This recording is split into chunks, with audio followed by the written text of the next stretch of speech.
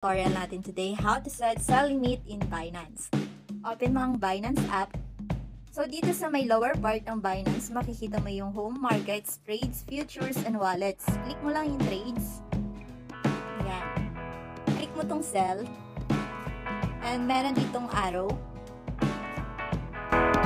Kinlik mo yung markets.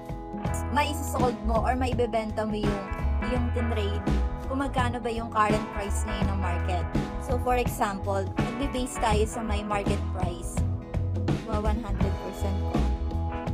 And i-click mo lang yung sell drop. Okay? But kung gusto mo mag-input ng desired price mo, click mo lang yung limit. And pwede kang mag-minus dito or mag-add. Or pwede mo siyang manual. So ibebenta ko to ng 1.2035. And click mo lang kung ilang percent ba yung ibebenta mo. Kalahati lang ba ng iyong asset or i-max out mo. Then i-click mo na yung sell drop. Sa limit, ikaw yung mag-i-input ng desired price mo.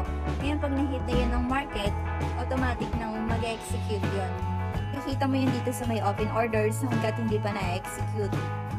And pwede mo siyang i-cancel anytime. Ngayon, once na mabenta na yun, makikita mo na yun dito sa may paper na to. Click mo, order history. So, makikita mo pa lang dito sa may trade history is yung buy transaction mo kasi hindi pa na-execute. Once na ma-execute yun, makikita mo na din dito yun sa may trade history. Okay, isa sa mga kinaganda ng sell limit, pwede mo siyang balikan kung kailan may free time ka na. Katulad ngayon, January 1 na lang ako ulit nakapag-check ng market. Titingnan natin yung tinayan ko. Ayan, 1.2536 yung current price ng market. Tingnan natin kung magkano ba yung pinaka mataas na naabot niya. Oh, nag 1.35. Okay?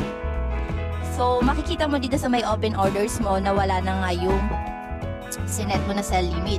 Mapupunta yun dito sa may parang papel yan. Sa history. Click mo. Then, go to trade history. At dito mo nga makikita kung ano oras na execute yung sinet mong limit. So, ganun lang po kadali mag-set ng sell limit dito sa my Binance.